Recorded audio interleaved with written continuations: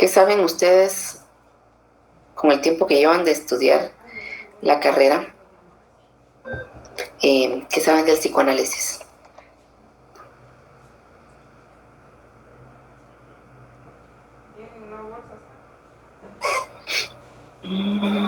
Es una práctica terapéutica, ¿no? Ajá. ¿Y qué más han oído del psicoanálisis? Que es una práctica de Freud. ¿De Freud? Ajá. Es la manera de interpretar las conductas de los pacientes, una de las maneras Ok, Él analiza de el inconsciente. analizarlos. ok, muy bien, exactamente. Él se enfoca mucho en la parte inconsciente, ¿verdad?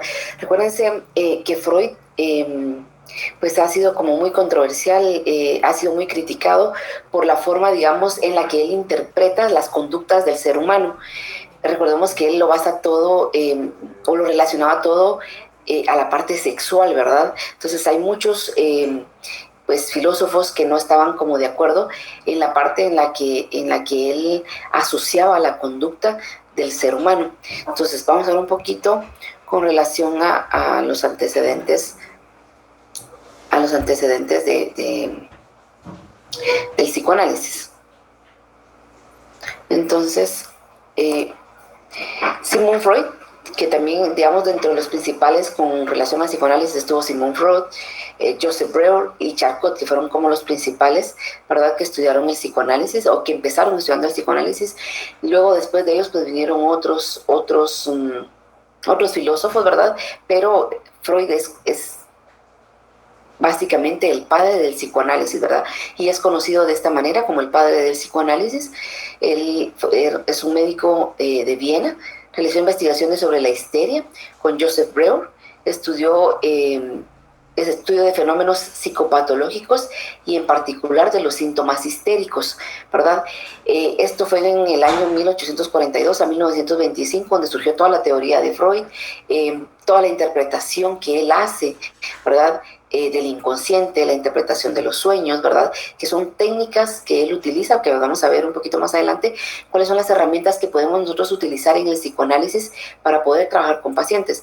Recordemos que el psicoanálisis es una de las psicoterapias que tiene, digamos, su proceso terapéutico es bien extenso, ¿verdad? No es como una terapia, digamos, conductual. En la terapia conductual ustedes pueden poner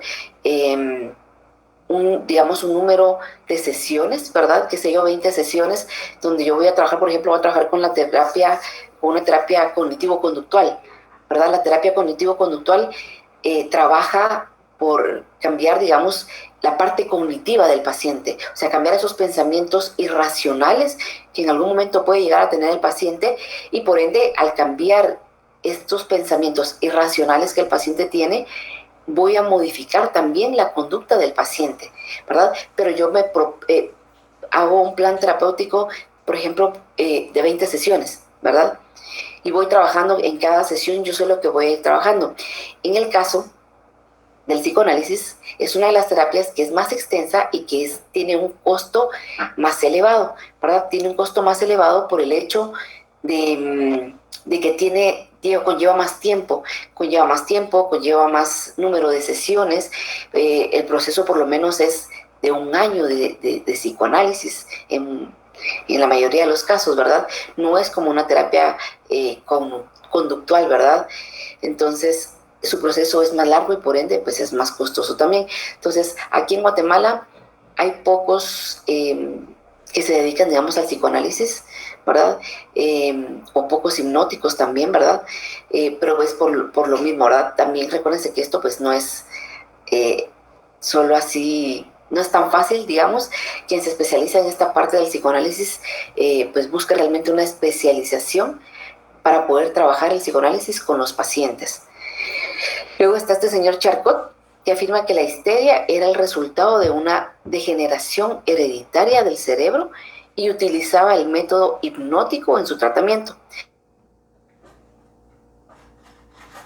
Además, había demostrado que los síntomas histéricos podían ser provocados y eliminados por medio de la sugestión hipnótica, con lo cual logró establecer la naturaleza relativa de los factores neurológicos causales. ¿Qué quiere decir? Este señor Charcot pudo evidenciar, él decía que es el resultado, digamos, de la degeneración hereditaria del cerebro provocaba la histeria, ¿verdad? Entonces, en los pacientes que él estuvo viendo con problemas de histeria, él notó que bajo hipnosis, por ejemplo, la paciente, digamos, se presentaba con el terapeuta con inmovilidad, por ejemplo, de alguna parte o algún miembro de su cuerpo, por ejemplo, con parálisis del brazo, de una pierna, ¿verdad? Pero no había nada, digamos, alguna enfermedad médica que indicara que realmente el brazo no tenía movilidad, o verdad, o cierta parte, solo era cierta parte, por ejemplo, solo la mano en sí no tenía movilidad, ¿verdad? Entonces él descubrió que a la hora de que el paciente estaba bajo hipnosis, la paciente recuperaba la movilidad de su brazo. O sea, y mediante hipnosis pues hacía pues lo que ahora es conocido como catarsis, ¿verdad? Como desahogarse y sacar todo lo que quizás estaba afectando en su momento, pero luego, al despertar nuevamente de la hipnosis, la paciente volvía otra vez con la inmovilidad del brazo o con la parálisis que estuviera teniendo de alguna parte de su cuerpo, ¿verdad? Entonces él se enfocó mucho en esto, en la parte de la histeria, en trabajar la histeria, ¿verdad? Pero él decía que era que los síntomas pueden ser provocados y eliminados por sugestión hipnótica, ¿verdad? Recuerden que todo esto pues es parte de las investigaciones que hizo este señor Charcot, Sigmund Freud, Joseph Breuer, ¿verdad? Que fueron los seguidores también de Freud, ¿verdad? Entonces recordemos que es bien importante. Ustedes como futuros psicólogos tienen que saber que muchas veces cuando nosotros no logramos resolver alguna situación emocional, algún problema psicológico que tenemos, podemos convertirlo, o sea, nuestros problemas muchas veces psicológicos los convertimos en problemas físicos, ¿verdad? ¿Por qué razón? Porque no queremos afrontar la realidad, porque tratamos de evitar, de pensar en eso. Entonces, esto hace que nosotros convirtamos nuestros problemas psicológicos en físicos, en dolores de cabeza, en dolores musculares, en dolores de problemas del estómago. Sin ir tan lejos, el estrés, cuando no es bien manejado, puede provocar una serie de enfermedades. Entonces, cuando no manejamos bien alguna situación, ¿verdad?, podemos convertirla en algo físico. Y vamos al doctor, y el doctor nos dice que no tenemos nada. Físicamente, médicamente, no hay ningún problema médico a que se le pueda atribuir el problema físico que estemos presentando. Pero esto es a consecuencia de que no enfrentamos nuestra realidad, ¿verdad? Entonces hay que tener en cuenta eso. No hace mucho yo fui al cardiólogo y me llamó la atención de una señora no tan grande, como una señora como sus 45 años quizás, y yo estaba esperando afuera que me atendiera el cardiólogo, y ella estaba con el cardiólogo, pero el cardiólogo siempre deja la puerta abierta, nunca la cierra, y la señora le decía: pero doctor, ¿usted está seguro que yo no me voy a morir? Entonces el doctor le decía: ¿pero por qué se va a morir? Es que yo siento que me voy a morir. Pero no tiene por qué morirse si está tomando su tratamiento para la presión y su corazón está bien y que no sé. Entonces, pero usted me garantiza que no me va a morir. La insistencia de la señora y su preocupación porque se iba a morir. Entonces le dice el doctor: mire, usted lo que tiene que hacer es ir con un psicólogo y que la evalúe, porque ese es su problema. Su problema no está en el corazón, usted está bien del corazón mientras tome su tratamiento. Y entonces, pero la ansiedad de la pobre señora, porque era una ansiedad que estaba manejando y que era así palpable su ansiedad, y le insistía y se levantó y le dijo: no, mire, necesito mejor que usted consulte a un psicólogo, y si usted no tiene un psicólogo, yo le consigo uno para que usted pueda ir, porque su problema está en otro lado. Entonces, pero solo dime un segundito.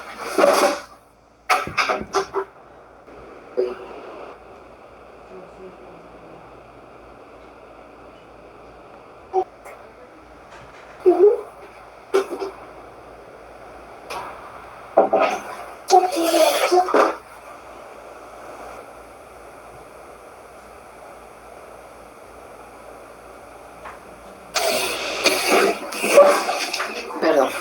Ok, entonces, pues al final la señora se fue y volvió a regresar y preguntándole si él le aseguraba que no se iba a morir. Entonces, todo esto sucede porque los problemas psicológicos no los enfrentamos y los evadimos. Pueden ser problemas recientes, pueden ser problemas que tuvimos hace 2 meses, pueden ser problemas o traumas que tuvimos en nuestra infancia. Freud se enfocó mucho en los traumas psicológicos que uno tiene en la infancia, y cuando no resolvemos esos traumas psicológicos que nos han sucedido en la infancia, en algún momento de nuestra vida salen a flote cuando no los trabajamos. Por esta razón es que, no específicamente por esta razón, sino que parte de cuando ustedes lleguen al 9º semestre, se les solicita a ustedes que ustedes hagan psicoterapia, ¿verdad? ¿Por qué razón? Porque van a estar, de alguna manera van a estar en el lugar como paciente, porque pronto van a estar en el lugar como terapeuta, ¿verdad? Y otra es para que ustedes puedan ¿cómo se llama? Identificar si hay algún problema, algún trauma que no han resuelto en la infancia y lo puedan resolver en este momento, ¿verdad? Antes de empezar a hacer psicoterapia en práctica, ¿verdad? ¿Por qué razón? Porque si no, a veces encontramos algunos problemas que no podemos trabajar en clínica con el paciente. ¿Por qué? Porque hacemos transferencia con el paciente. Podemos tener contratransferencia con el paciente. Y vamos a ver más adelante qué es la contratransferencia. Habla también acá en todo este proceso del psicoanálisis. Freud también habla sobre el método catártico. Este método consiste en la eliminación o expulsión de recuerdos que perturban la conciencia del paciente y fue utilizado sistemáticamente por Breuer y Freud en el tratamiento de la histeria, ¿verdad? El método catártico es dejar que el paciente pueda liberar todas esas emociones, sentimientos que está presentando en este momento, ¿verdad? El método catártico es muy famoso, es uno de los métodos que se utiliza, ¿verdad?, para que el paciente pueda desahogarse.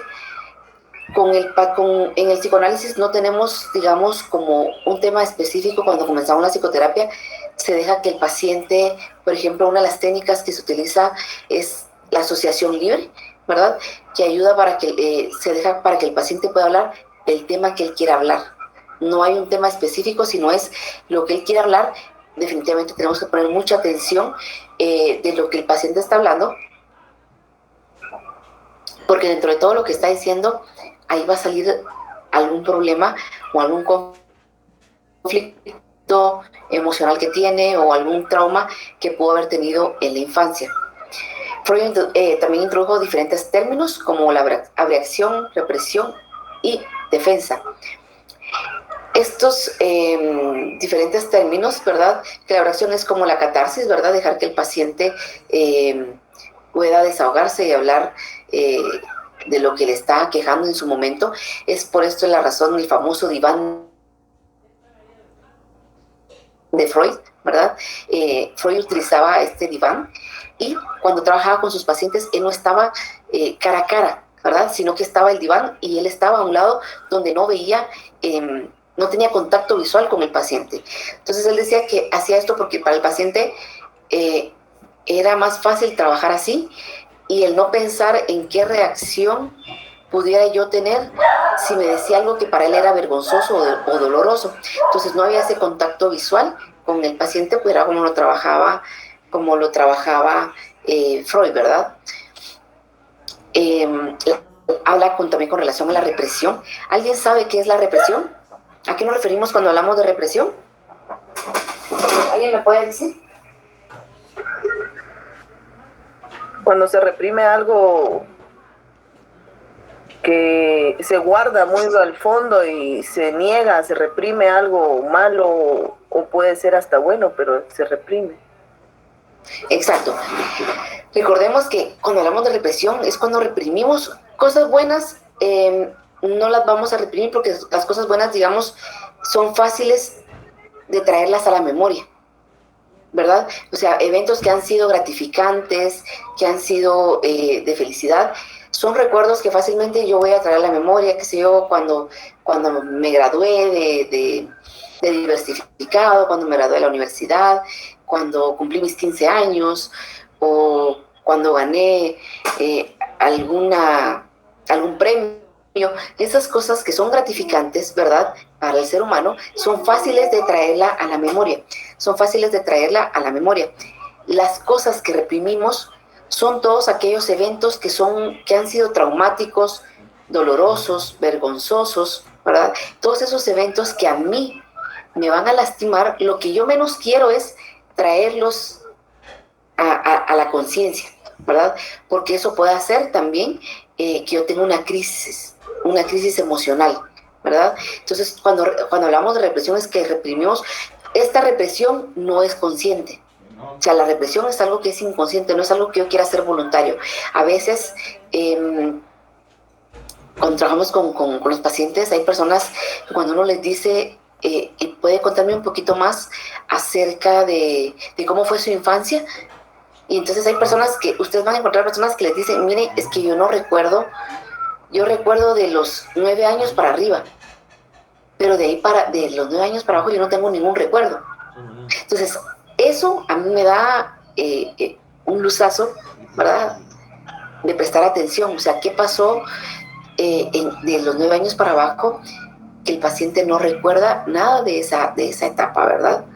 Entonces, todos los eventos que sean dolorosos, vergonzosos, traumáticos, yo los voy a reprimir. Yo los voy a reprimir porque en mi inconsciente, por eso ustedes han visto el iceberg del ello, ¿verdad? Todo lo que nos pueda lastimar, lo vamos a reprimir. Y eso no es consciente, es inconsciente, ¿verdad? Muchas veces decimos, es que a veces yo no sé por qué actúo de tal forma o le tengo miedo a tal cosa, en fin. Pero es porque reprimimos las cosas que nos pueden afectar. Entonces lo que hace el yo es proteger para que no se vea dañado mi yo. ¿Y cómo lo protege? Por medio de los mecanismos de defensa.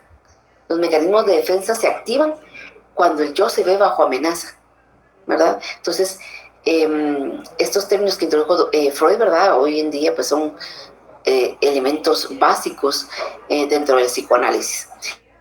Asimismo, el recuerdo del trauma estaría investido de un afecto intenso en virtud de su incompatibilidad con el ego. Este se defendería contra el recuerdo y lo expulsaría de la conciencia. Este proceso de defensa después fue definido más específicamente en términos de represión, ¿verdad? Entonces, este mecanismo de defensa que es la represión, básicamente es para proteger al yo, ¿verdad? Para proteger al yo y que no se vea lastimado, ¿verdad? Recordemos que hay eventos que a veces, si la persona va a psicoterapia y dentro de toda la catarsis que hace, ¿verdad? La idea de esto es que el paciente haga insight. Cuando hablamos de que el paciente haga insight, es que el paciente se dé cuenta de que hay un problema, ¿verdad? Cuando logramos que el paciente haga este insight, estamos prácticamente hechos, ¿verdad? Porque entonces el paciente trabaja y colabora con uno, pues va con uno de la mano al mismo tiempo, ¿verdad? Entonces, trabajamos esa parte de la represión, ¿verdad? Entonces encontramos que el paciente se da cuenta de que hubo algún daño físico, psicológico, que se lo provocaron en la infancia, ¿verdad? Y que no ha trabajado. Es como, por ejemplo, cuando trabajamos con personas que han sido víctimas de abuso sexual, es un proceso extenso, es un proceso largo, ¿verdad? Porque es difícil sacar pongamos un abuso sexual, trabajar eso es un poco complicado, ¿verdad? Porque el lograr que el paciente pueda sacar todo eso, ¿verdad? Y que deje de sentirse que realmente en la mayoría de casos las personas que han sido víctimas de abuso sexual se sienten culpables de lo que les pasó, o sea, que ellos fueron los culpables por lo sucedido, ¿verdad? Pero es parte de la represión es un mecanismo de defensa, ¿verdad? Recordemos que todos los mecanismos de defensa son inconscientes y estos se activan cuando el yo se ve bajo amenaza. El proceso de transformación de la suma de excitación provocada por el afecto no descargado por reacción de un síntoma corporal fue denominado conversión y representaba un intento de neutralizar los efectos de las representaciones del trauma. ¿Qué quiere decir? ¿Verdad? Cuando nosotros no afrontamos una realidad o un problema que está emocional, ¿verdad? Y lo convertimos en algo más. Y aquí es donde sale el trastorno de conversión. Cuando nosotros transformamos los problemas emocionales en problemas físicos, ¿verdad? Y son de aquellas personas que van al médico y que quieren seguir yendo para que les digan que no hay ningún problema psicológico, no hay un problema físico, ¿verdad? Sino que realmente lo que hay es un problema psicológico. El simple hecho de que uno pueda, cuando uno tiene algún problema pues emocional, familiar, laboral, social, el simple hecho de que uno venga y lo platique con alguien más es parte de lo que nos ayuda también a liberarnos, ¿verdad? El concepto de trauma se refiere a una acción violenta proveniente del exterior que tiene efectos nocivos sobre el organismo, ¿verdad? Eso es cuando tenemos un trauma, que puede ser un trauma que pudo haber sido en la infancia, ¿verdad? En el transcurso de la infancia, puede ser también un trauma, por ejemplo, y vivió ese estrés postraumático y aún lo sigue viviendo porque no lo ha superado, ¿verdad? Entonces, estos pueden causar definitivamente pues un trauma en el paciente. Freud mencionó 5 condiciones provocadoras de este tipo de trastornos. Una es la pérdida del objeto, la pérdida del amor del objeto, la castración, la pérdida del amor del superego y la pérdida del amor del superego proyectado en las fuerzas del destino, de las cuales solo las 3 primeras situaciones conducirían a problemas neuróticos. Según para Freud, estas son las que conducen a problemas neuróticos, ¿verdad? Las 3 primeras, que es la pérdida del objeto, la pérdida del amor del objeto y la castración. Vamos a ver un poquito más adelante con relación a esto. También, Freud también es conocido por la interpretación de los sueños, ¿verdad? Que trata de analizar todo el contenido que hay dentro de los sueños del paciente, ¿verdad? Muchas veces tenemos sueños como raros y que no entendemos el porqué de esos sueños, ¿verdad? Pero cuando ya un sueño se vuelve como muy constante, hay algo, o sea, esta información, ese material que está dentro de los sueños es por algo. La idea de poder analizar la interpretación de los sueños es para poder llegar al inconsciente del paciente. Recordemos que dentro de esta interpretación de los sueños, Freud también fue muy criticado, ¿verdad? Por toda la interpretación libidinosa que él le daba a los sueños, ¿verdad? Recordemos que para él todo era pues relacionado a lo sexual, a lo fálico, al falo, que es el que significa o que interpreta más bien la parte masculina del hombre, ¿verdad? Y todo lo que era como cóncavo era la parte femenina de la mujer. Entonces para él todo tenía una interpretación, el soñar con un falo, el soñar con una ventana, ¿verdad? Entonces todo era sexual, y por esa razón era que era muy, muy criticado, ¿verdad? Las categorías de la metapsicología freudiana, que él le dio el nombre como toda la parte, estudió toda la parte consciente, preconsciente e inconsciente, que no sea, digamos, esta fue como la primera tópica que salió en relación a los estudios del consciente, ¿verdad? Que el consciente es todo aquello, toda aquella información o material a la que yo puedo tener acceso y que la puedo traer fácilmente a mi memoria, ¿verdad? Ese es el consciente. Y luego el preconsciente, ¿verdad? Que es algo también que está como en una segunda etapa, pero que también yo puedo, cuando quiero recordar algo, yo lo puedo traer fácilmente a la conciencia. Y por último, el inconsciente, ¿verdad? Que el inconsciente decía que son todo esto el material que está reprimido y que no es fácil traer a la conciencia, ¿verdad? Y no es fácil no porque no quiera, sino porque el mecanismo de represión se activa y no me deja traer esa información a la superficie porque puede afectarme emocionalmente. Ok.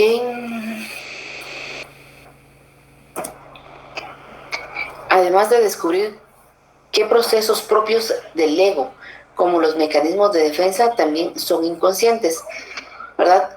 Como les decía, los mecanismos de defensa son inconscientes. Hay un montón de mecanismos de defensa que nosotros utilizamos sin darnos cuenta. Por ejemplo, el mecanismo, ¿alguien sabe cuál es el mecanismo de defensa de desplazamiento?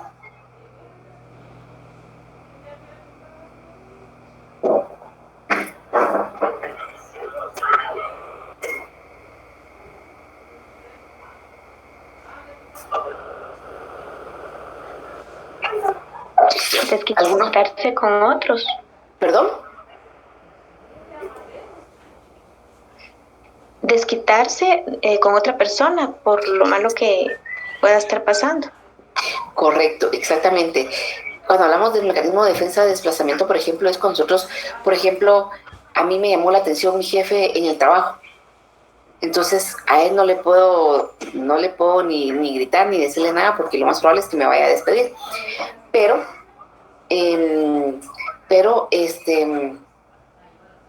como no me puedo desquitar con él, ni le puedo decir lo que quisiera decirle, lo que hago es que cuando llego a la casa, si tengo un perrito, es probable que venga y le pegue una patada al perrito, o que me desquite con mis hijos, o que me desquite con mi esposo porque vengo molesta, porque me llamó la atención y fue injusto. Entonces lo que hago es que toda esa ira que tengo, lo que hago es desplazarla hacia otras personas o hacia otros objetos, ¿verdad? Entonces, ese es como funcionan los mecanismos de defensa. ¿Alguien sabe cómo funciona el mecanismo de defensa de proyección?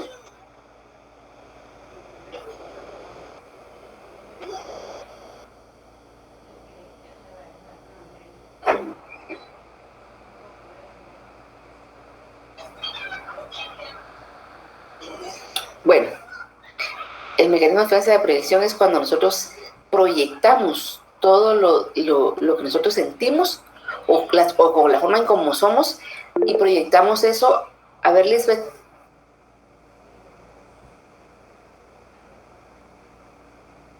¿Iba a hablar por ahí, Lisbeth? Sí, pero parece que se desconectó. Se la ve la señal. Ok, gracias. Ok, entonces proyectamos todos nuestros sentimientos y emociones. Sí, diga, Lisbeth. Perdón, colgué en vez de abrir el micrófono. El de proyección es cuando decimos que otra persona quiere algo que en realidad nosotros queremos o no le gusta algo que nosotros no nos gusta. Es como reflejar en otros lo que nosotros somos o sentimos. Exacto, correctamente. Es cuando proyectamos nuestras emociones o sentimientos hacia otra persona. Entonces es exactamente lo que acaba de decir Lisbeth. Decimos, es que a esa persona le gusta andar en el chisme, ¿verdad? Entonces nos estamos proyectando en la otra persona inconscientemente, pero lo estamos haciendo. Realmente no es la otra persona a la que le gusta andar chismeando, sino es que me gusta a mí. Entonces proyectamos nuestras emociones y sentimientos hacia otras personas. Entonces hay un sinfín de mecanismos de defensa que nosotros utilizamos. Por ejemplo, si alguien, el mecanismo de defensa de racionalización, por ejemplo, se va a casar una compañera, vamos a poner, de la clase de ustedes, y invitó a todos menos a mí. Entonces, para que mi ego no se vea lastimado, yo voy a decir, qué bueno que no me invitó, porque la verdad es que yo para ese día ya tenía ocupada esa fecha. Gracias a Dios que no me invitó, porque de todos modos le hubiera quedado mal y no hubiera podido ir, aunque no sea cierto. Eso es porque el mecanismo de defensa se activa para proteger a mi yo, para que mi yo no se vea afectado. Entonces, cada vez que el yo se ve se va a ver afectado, el mecanismo de defensa automáticamente se va a activar. Y uno de los primeros mecanismos de defensa que el ser humano utiliza en la vida es la negación, ¿verdad? La negación es uno de los primeros mecanismos de defensa que el ser humano utiliza. Cuando nosotros somos pequeños y, por ejemplo, quebramos un florero, ¿verdad? Y cuando somos niños, y cuando preguntan a la mamá quién fue el que quebró el florero, yo no fui. Es el primer mecanismo de defensa porque está protegiendo a mi yo. Entonces, así, pues hay un sinfín de mecanismos de defensa que nosotros aplicamos y que es inconsciente. Pero todo esto sucede porque está protegiendo al yo. Entonces acá les puse, ¿verdad?, los mecanismos de defensa, los mismos que se activan cuando el yo se ve bajo amenaza. Cada vez que su yo se vea bajo amenaza, el mecanismo de defensa se va a activar. Luego, el término hipnosis fue cambiado por Freud al nombre de asociación libre, ¿verdad? Entonces dejó de llamarse hipnosis y actualmente pues es la asociación libre, que vamos a ver más adelante que es la asociación libre. El caso de Anna O, que es psicoanalizada entre 1880 y 82, marcó el inicio del psicoanálisis. Fue importante porque hizo estallar en pedazos el encuadre tradicional de la entrevista psiquiátrica. Entonces, acá pues hay algunos sucesos que pasaron en esta época. Recordamos que en la Segunda Guerra pues también fue como también volverle a dar como más auge al psicoanálisis y más importancia, ¿verdad?, por todos los problemas psicológicos que surgieron a raíz de la Segunda Guerra Mundial. Luego Sigmund Freud, que es un médico vienés, creía que el desarrollo es reactivo, ¿verdad? Propuso que los seres humanos nacían con una serie de impulsos innatos de sustento biológico, ¿verdad? Como el hambre, el deseo sexual y la ira, ¿verdad? Él decía que esos eran tres impulsos innatos con el que el ser humano nace. Recordemos que para Freud, aparte de esto que dice de estos impulsos innatos con los que uno nace, Freud define la personalidad y dice que la personalidad se desarrolla de los 0 a los 6 o 7 años, ¿verdad? Que en esta etapa el niño es donde desarrolla su personalidad, ¿verdad? Es el único que dice que hasta esta edad la personalidad de un niño se forma, ¿verdad? En relación, por ejemplo, con Erickson, que dice que la personalidad se va desarrollando a lo largo de la vida. O sea, no hay un periodo definido donde la personalidad se desarrolle, sino que es a lo largo de toda la vida que la personalidad se va desarrollando. Y para Freud no, para Freud dice que hay una edad estipulada donde se puede aprovechar al máximo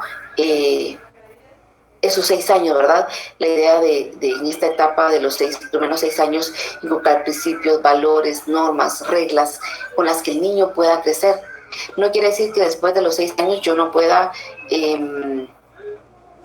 poner reglas y normas a un niño. Claro que sí las voy a poder poner. La diferencia es que sí me va a costar un poco más que se adapte a las reglas y a las normas, porque no es algo con lo que ha crecido. Entonces va a ser un poquito más difícil, pero sí se puede hacer. Pero si comenzamos desde pequeños con los niños a poner reglas, a poner normas, ¿verdad? A que sean ordenados, a que sean disciplinados, a que levanten su plato de la mesa. Esos pequeños detalles definitivamente cambian en una buena parte la personalidad de un niño, ¿verdad? Cuando logramos inculcar todos estos principios y valores en un niño, es bien marcado. La verdad, yo soy me gusta mucho la teoría freudiana, la teoría del psicoanálisis, me gusta mucho y creo que es, a mi punto muy personal, es muy atinado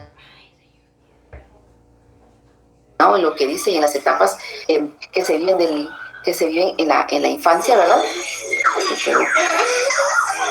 Entonces, dice también que hay una necesidad de satisfacer esas necesidades y gran parte del desarrollo implica aprender cómo hacerlo de manera socialmente aceptable, si quiere decir. El ello, ahorita lo vamos a ver un poquito, ahorita en la siguiente diapositiva. Recuérdense que, ¿alguien sabe qué es el ello? ¿Alguien sabe qué es el ello? La parte mala. A ver, ¿por qué parte mala? Es el diablito de la conciencia. Más conocido como el diablito de la... ¿Y por qué es el diablito de la conciencia? Porque es el que nos da los impulsos humanos, como la naturaleza humana, como el que toma, no sé, las malas decisiones, algo así me acuerdo. Ok, ahorita vamos a ver cada uno de los que componen de los componentes de la personalidad según la teoría freudiana. Recordemos que ahorita solo vamos a hablar de Freud y según su teoría sobre la personalidad, ¿verdad? Acá yo les puse, dice que experiencias de la infancia moldean el funcionamiento posterior. ¿Qué quiere decir? Estas experiencias que tenemos en la infancia, que pueden ser pues experiencias bonitas, pueden ser, o sea, positivas o negativas, definitivamente que van a tener un efecto secundario en nuestra vida.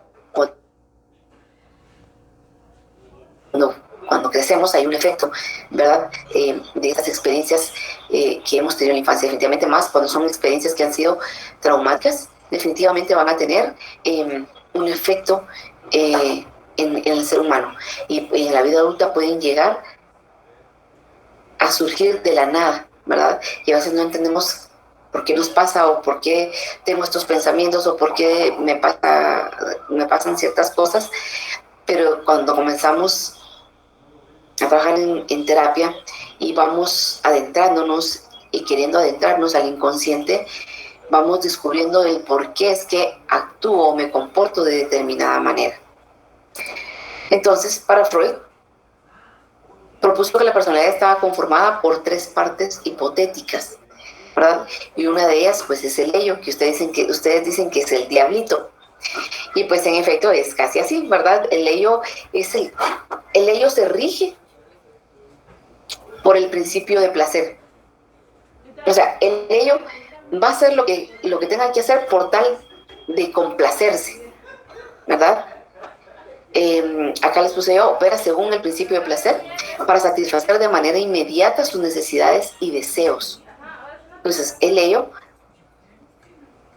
va a querer hacer y satisfacer sus necesidades cuando quiera. Definitivamente dentro de estos 3 hay un mediador, ¿verdad? Si ustedes se ponen a pensar en el ello, ¿en qué etapa de la infancia el ello es como él quiere ser y se le complace en todo? ¿En qué momento de la infancia?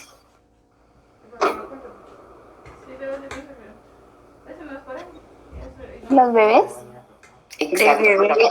Ok, ¿por qué en los bebés?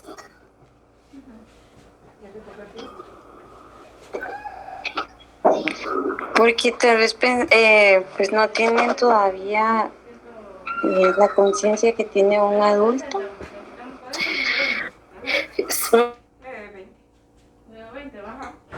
Más que no tengan la conciencia es porque recuerden que los bebés, como son bebés, y ellos lo que quieren es, pues, es su manera de subsistencia, ¿verdad? El bebé llora cuando quiere, pide pacha cuando quiere, no está viendo qué hora es, dónde está. Entonces son como pequeños ellos, ¿verdad? Entonces llora cuando tiene hambre y no está preguntando qué hora es o si hay comida. Hace pipí y popis a la hora que sea, no importa el lugar donde sea. Entonces, y va a llorar para que le sean satisfechas sus necesidades, ¿verdad? Entonces, en la vida real, en un adulto, en la vida real, si hay calor, por ejemplo, con una fuente que está en la universidad, por poner de ejemplo, ¿verdad? Y hay demasiado calor, pues sería fuera de lo normal que una persona viniera y se quitara la ropa y se metiera a una pileta, a la pileta que está en la universidad, ¿verdad? Eso quisiera hacer mi ello. Pero mi yo dice que eso es inaceptable, ¿verdad? Eso no puede ser, ¿verdad? Entonces, el yo es el mediador entre el ello y el super yo. Este es el que media, ¿verdad? Dentro de estos dos, o sea, le pone un alto al ello y hace que satisfaga sus necesidades, pero por medios que son aceptables, ¿verdad? Acá está el yo, dice que representa la razón, se desarrolla en el primer año de vida y opera según el principio de realidad, ¿verdad? El yo siempre está poniendo en la realidad al ello y al super yo. Y luego el super yo, abarca la conciencia e incorpora en el sistema de valores del niño lo que la sociedad acepta y lo que reprueba, ¿verdad? Entonces recordemos que yo es el principio de realidad, ¿verdad? Y digamos, ayuda a satisfacer las necesidades del ello, pero por medios que son aceptables, ¿verdad? Por medios donde son aceptables y que no van a ser, que no sean cosas que estén dentro de las reglas o normas que establece una sociedad. Lo que hace el yo es, satisface estas necesidades por medio de medios realistas de gratificar el ello, que sean aceptables para el super yo. Y en el caso del super yo, si no satisface sus necesidades, normas, el niño se siente culpable o ansioso. El ello es el extremo como el super yo también. ¿Por qué razón? Porque el super yo son aquellas personas que son super moralistas, ¿verdad? Que son así literalmente cuadradas, ¿verdad? Y el ello, pues el ello es el extremo, ¿verdad? El ello siempre va a buscar la manera de satisfacer sus necesidades como sea. Pero el yo es el que se va a encargar. Recuérdense que el yo es el mediador entre el ello y el super yo, ¿sí? Entonces el yo es el principio de realidad, ¿verdad? Entonces muchas veces, por ejemplo, para que tengan una idea, ¿a qué me refiero cuando el yo hace o satisface las necesidades del ello por medios que son aceptables? Por ejemplo, a alguien que le gustaría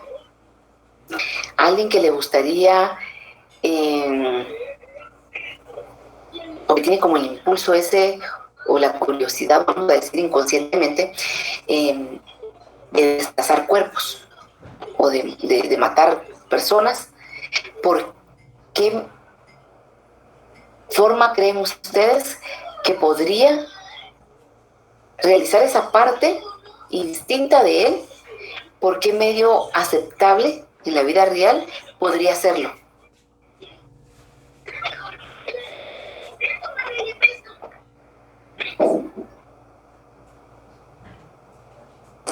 Siendo criminalista o forense.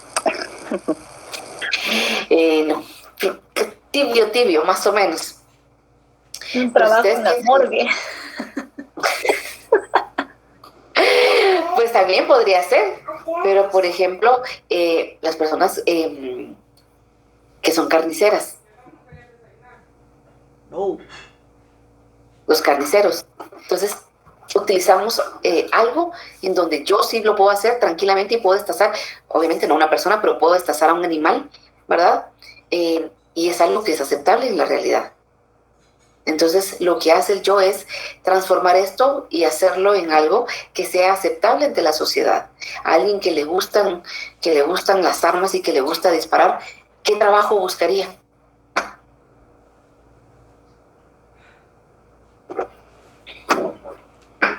¿Una persona que qué dijo, Negra? No lo escuché. Militar. Ajá, alguien que le gustan las armas y que le gusta andar disparando y que quiere hacerlo. Narcotraficante. Hacerlo y andar armado sin que tenga que ser juzgado, vamos a decir. Entonces pueden ser las personas que son los que trabajan como guardias de seguridad, los que trabajan como guardaespaldas, los policías, los militares, ¿verdad? Entonces, porque pueden andar con un arma en la cintura libremente y hasta con cierto poder, vamos a decir. Entonces está satisfaciendo sus necesidades, está satisfaciendo, las necesidades del ello sin violar ninguna norma, ninguna regla de la sociedad.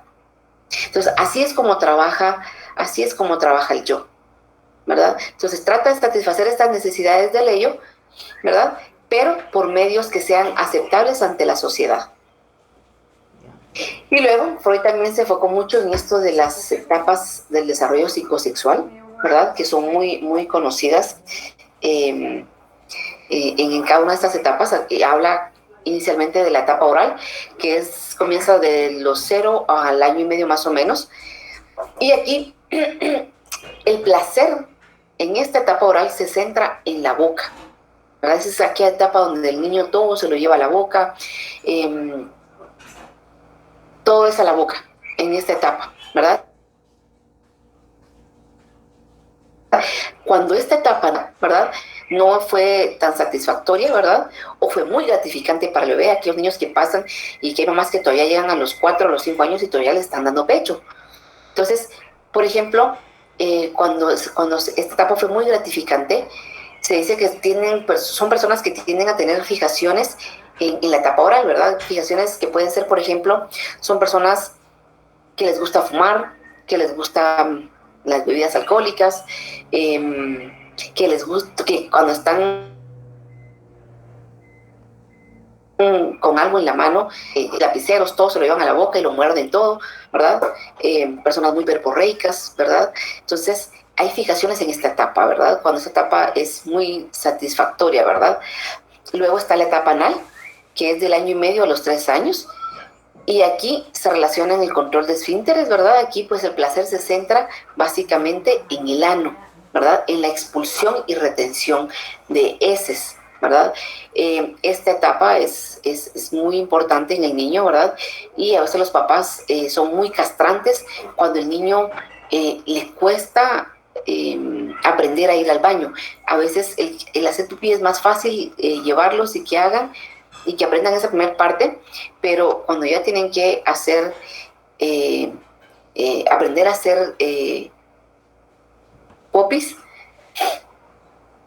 a veces es un poquito más difícil la tarea, ¿verdad? Pero, ¿qué sucede? Que a veces los papás cuando me refiero a que son castrantes, son papás que castigan, que les pegan, porque se hicieron en la ropa interior. Entonces, lo que provoca esto es que el niño se retenga y evite ir al baño porque no quiere que lo castiguen, que no quiere que le peguen. Entonces, el niño lo que va a hacer evitar ir al baño, para que no se tenga que ver, para que no le tengan que pegar o castigar. Definitivamente esto va a tener consecuencias en la vida adulta. ¿Por qué razón? Porque las personas que tienen, digamos, cuando son castigadas o les pegan porque les está costando esta etapa de control y expulsión de esfínteres, y se dice que en esta etapa anal hay ciertas fijaciones. Por ejemplo, cuando se retienen los niños, son niños que en la vida adulta son tacaños, son ávaros, ¿verdad? Son obsesivos compulsivos, ¿verdad? Y por el contrario, pues cuando esta etapa se ha superado, pues también son personas que son muy gamonales, muy gamonales también, ¿verdad? Cuando esta etapa es resuelta. Y luego está la etapa fálica, que es de los 3 a los 6 años. En esta etapa fálica se relaciona con la manipulación de los genitales y la orientación. Quiere decir, acá en esta etapa fálica, una de las etapas donde hay un proceso muy importante acá es el complejo de Edipo y de Electra, ¿verdad? El complejo de Edipo donde surge este enamoramiento del niño hacia la madre, ¿verdad? Y el de Electra, que es el enamoramiento de la niña hacia el padre. Entonces se da esta etapa, ¿verdad?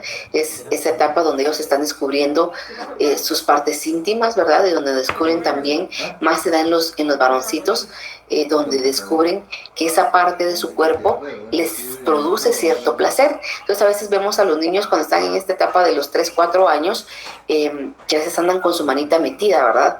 Entonces, y a veces los papás son muy drásticos para corregirlos, ¿verdad? Y sucede que pues el niño pues está experimentando que hay una parte de su cuerpo que le da placer, ¿verdad? Pero hay que saber llevar esta parte, ¿verdad? Porque el niño no tiene el morbo que tiene un adulto, ¿verdad? Entonces el niño está experimentando que esa parte de su cuerpo le da placer, pero no es con morbo que lo hace, ¿verdad? Entonces no es de castigarlo o de pegarlo, sino hay que explicarle que es una parte de su cuerpo, pero no pegarle ni nada, porque al final lo que provoca esto pues pueden ser otros problemas, ¿verdad? También habla sobre la orientación sexual, ¿verdad? Esta etapa es bien importante. La figura paterna, tanto la figura paterna como materna, marcan una diferencia, ¿verdad? En un niño. Luego está la etapa de la latencia, que es de los 6 a los 11 años. Y acá dice que las funciones están como dormidas. ¿Qué quiere decir? Aquí hay un periodo de descanso en el niño, ¿verdad? Es un periodo de descanso en donde no hay ninguna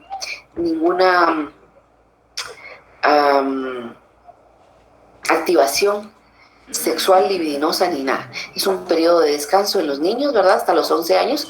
Y luego está la etapa genital que habla de los 12 años. Cuando hablamos de etapa genital es todos los cambios biológicos de la pubertad los cambios de la pubertad que se dan en los adolescentes, ¿verdad? Y aquí reaparecen nuevamente los impulsos sexuales, ¿verdad? Reaparecen los impulsos sexuales. Aquí en esta etapa de la adolescencia, pues es donde el joven tiene o descubre su identidad sexual también, ¿verdad? Donde define su identidad sexual, donde vuelven a reaparecer estos impulsos, pero definitivamente, pues ya en esta etapa genital y sexual es una etapa que ya con más responsabilidad, ¿verdad? Entonces, esto es parte de las etapas del desarrollo psicosexual propuestas por Freud, ¿verdad? Esta es la teoría freudiana. Es la teoría freudiana con relación al psicoanálisis, ¿verdad? Luego, actualmente en el psicoanálisis del siglo XXI, las diferentes modificaciones que se han suscitado en el psicoanálisis son producto de un proceso que se viene desarrollando desde los albores de la Segunda Guerra Mundial, que es lo que les decía, los cambios en los paradigmas, los descubrimientos científicos y en especial el mundo después de ese acontecimiento mundial. Provocaron un gran número de demandas que exigían atención médica, fundamentalmente en problemas psíquicos, que es lo que yo les decía, ¿verdad? A raíz de la Segunda Guerra Mundial que han surgido un montón de problemas psíquicos, ¿verdad? También es donde tuvo más auge esta parte del psicoanálisis y el analizar todos esos problemas psíquicos que han marcado alguna patología en todas estas personas que estuvieron en la Segunda Guerra Mundial y que hoy en día aún se siguen viendo algunas conductas en estas personas, ¿verdad? El método psicoanálisis pues, es el método terapéutico que se servía de la hipnosis con el propósito de develar el suceso traumático original, liberar el afecto reprimido y provocar una corrección asociativa en la conciencia. Puede trabajar también la transferencia por transferencia, las reacciones transferenciales, las cuales pueden adoptar la forma de sentimientos positivos o negativos. Y pues definitivamente que el psicoanálisis, una piedra angular del psicoanálisis es el inconsciente, porque nosotros lo que trabajamos en el psicoanálisis es tratar de llegar al inconsciente. Tratar de llegar al inconsciente para que el paciente pueda hacer insight y pueda darse cuenta de su problemática. Mira, pues, por favor. Y luego, entre las principales herramientas del psicoanálisis clásico está la asociación libre, ¿verdad? En el psicoanálisis se emplea una serie de técnicas para ayudar al paciente a sacar a flote conflictos que ha reprimido. El terapeuta asocia lo que el paciente ha verbalizado. Entonces, acá en la asociación libre dejamos que el paciente hable y se descargue, ¿verdad? Y nosotros asociamos todo lo que el paciente verbaliza. Todas las conductas, las reacciones faciales, corporales que el paciente pueda tener.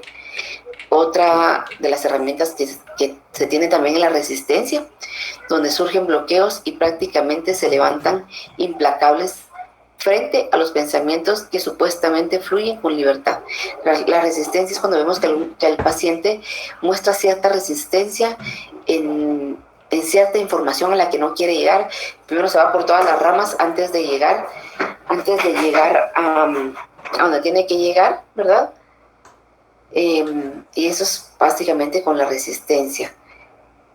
Análisis de sueños, ¿verdad? Que es la técnica analítica clásica, donde el terapeuta guía al paciente para que recuerde sus sueños a fin de luego analizarlos, ¿verdad?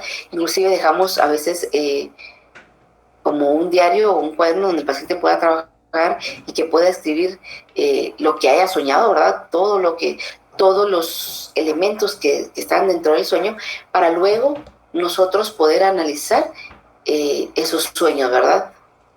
Ese es el análisis de sueños, que es muy, muy famoso. Hay un libro de Freud que es específicamente de análisis e interpretación de los sueños. Es un tomo así, son Son 7 tomos, si no mal recuerdo, sobre la interpretación de los sueños, pero son libros así gruesos, muy buenos, por cierto, ¿verdad? Por si a alguien que le interesa el psicoanálisis. Luego está también la transferencia, la forma en cómo los pacientes se comportan de una manera demasiado emocional y poco realista hacia su terapeuta. ¿Qué es la transferencia? La transferencia son todos aquellos sentimientos, emociones que el paciente proyecta hacia el terapeuta, ¿verdad? Puedan ser positivos, puedan ser negativos, ¿verdad? Pero esa es la transferencia, todas las emociones que el paciente va a proyectar hacia el terapeuta. Y luego la contratransferencia, que son los sentimientos del analista hacia el paciente. ¿Qué quiere decir? La contratransferencia son todos los sentimientos, emociones que yo voy a proyectar hacia mi paciente, ¿verdad? Cuando yo siento o me doy cuenta que yo estoy teniendo contratransferencia con mi paciente, lo más indicado, lo correcto, lo ético, es que yo venga y lo refiera con alguien más. Porque entonces a mí no me va a ayudar, porque yo estoy transfiriendo mis sentimientos y mis emociones al paciente. Entonces, y por ende, yo no le voy a poder ayudar a salir de su problemática, porque yo me estoy proyectando hacia él, ¿verdad? Me está contando algo que tal vez a mí me recuerda que me pasó en la infancia, y él lo está haciendo actualmente con su hijo o algo, y entonces yo voy a tener contratransferencia con el paciente, porque lo que voy a estar pensando, quizás cosas negativas del paciente, o querer hacerle daño al paciente, ¿verdad? Entonces, lo indicado en este caso es cuando nos damos cuenta que hay contratransferencia, es mejor transferirlo con otro terapeuta. Y luego está la abstinencia, que es el paciente encuentra muy pocas satisfacciones sustitutivas para sus síntomas, no gratificar al paciente, no compensarle lo que le falta, porque esto sería fomentar el síntoma. No debe elogiar al paciente, sino preguntarle acerca de su percepción, buscar el porqué de esas necesidades, ¿verdad? No podemos gratificar, ¿verdad?, la conducta del paciente, sino el buscar el porqué de esas necesidades que el paciente está presentando en terapia. Y luego está la sugestión, que consiste en la capacidad terapéutica de convencer al paciente a través de elementos afectivos. Dinámicamente, los elementos que más juegan en la sugestión son la identificación y la proyección del superyo. La sugestión es la base de la hipnosis. El modelo psicoanalítico básico se encuentra en elementos de sugestión, en el pacto y en el encuadre, provistos de ciertos aspectos ritualísticos que movilizan emociones e idealizaciones relacionadas con la transferencia positiva, ¿verdad? La sugestión es como poder persuadir al paciente, ¿verdad? Esto es para poder persuadir al paciente para que pueda lograr hacer también el insight, ¿verdad? Y luego está la persuasión reside en transmitir a un paciente la convicción de algo que el terapeuta ha entendido sobre él, ¿verdad? Es como persuadir al paciente para que se dé cuenta. Esto es como, acá menciona como la técnica de terapia cognitiva, que quiere decir, cuando logramos persuadir, ¿verdad?, esa persuasión con el paciente, y podemos hacer persuadir en la forma en que él pueda cambiar la forma en que piensa de determinadas cosas y cambiar esa parte, persuadir para poder influir en que cambie su forma de pensar. Por eso lo relaciona acá como la forma de pensar o la técnica que se utiliza en terapia cognitiva. Luego está la oración o catarsis, ¿verdad? La catarsis, que implica descarga emocional y corresponde al recuerdo más o menos explosivo de una situación, acompañado de sus componentes afectivos. La catarsis y la reacción son sinónimos y básicos en el psicoanálisis y en cualquier tratamiento. Es obvio que proporciona al paciente posibilidades de desahogo. En el psicoanálisis dista de ser suficiente, dado que si bien descarga en algo el conflicto dinámico, este se vuelve a cargar. La descarga del conflicto por sí sola no implica automáticamente la resolución de este. Y la clarificación, que es la traducción o sin metabolización de los contenidos del paciente, integrando elementos conscientes y preconscientes. sin apelar a lo inconsciente ni al manejo de la transferencia. En general se utiliza al inicio del psicoanálisis individual o durante más tiempo en una terapia de pareja que facilita y recrea una comunicación, ¿verdad? Estas son las técnicas que se utilizan en el psicoanálisis, ¿verdad? Las que podemos trabajar, ¿verdad? Todas estas herramientas que podemos trabajar cuando trabajamos con psicoanálisis, la asociación libre, la interpretación de los sueños, la resistencia, la transferencia, contratransferencia, catarsis, ¿verdad?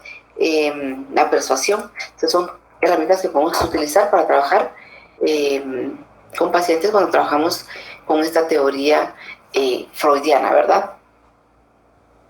Y por acá me puso Joana una pregunta. ¿Usted cree que los bebés sean manipuladores con muchas personas? Como muchas personas dicen, sí. Mire, lo que pasa es que los bebés, recuérdense que los niños van a hacer lo que sea por tal, o sea, su ello va a hacer lo que sea por tal de conseguir lo que quiere. O sea, va a tratar de hacer lo que sea por tal de complacer a su ello. Entonces, ¿qué sucede? Si un niño de 3, 4 años me hace un berrinche porque quiere un juguete del supermercado, se tira al suelo, hace un berrinche de su vida y patalea, grita y todo, y lo que yo hago, porque me da pena, porque la gente me está viendo y me da vergüenza que el otro esté tirado haciendo berrinche, entonces yo vengo y le compro el juguete. Lo que estoy haciendo es reforzar esa conducta que es negativa. Entonces él ya sabe que la próxima vez lo que tiene que hacer es volver a hacer el mismo drama que hizo hoy para que le vuelva yo a comprar el juguete. Y entonces lo va a volver a hacer. Entonces el error en el que caemos a veces los papás es que por tal de que vergüenza que va a decir la gente, que tacaño soy, o que va a decir que no lo sé corregir, no lo sé educar, porque está tirado en el piso haciendo berrinche y todo esto. Entonces lo que hago es comprar el juguete. Entonces lo que estoy haciendo es reforzar esa conducta. Cada vez que yo hago eso, yo refuerzo esa conducta. Entonces el niño sabe que la próxima lo que tiene que hacer es eso, ¿verdad? Entonces los niños van a hacer lo que sea por tal de conseguir lo que ellos quieren o satisfacer a su propio ello. ¿Ok? Licenciada, eso que usted acaba de decir está relacionado con lo de las competencias. Perdón, con la competencia, no, con las recompensas, perdón. Exacto. Pero recordemos que, digamos que aquí no es tanto, digamos, no directamente con las recompensas. Porque digamos que cuando trabajamos con recompensas, lo trabajamos, por ejemplo, si queremos que por ejemplo, las notas, buenas notas en el colegio. Entonces yo lo voy a recompensar con algo que no sea, la idea es recompensarlo con algo que no sea caro.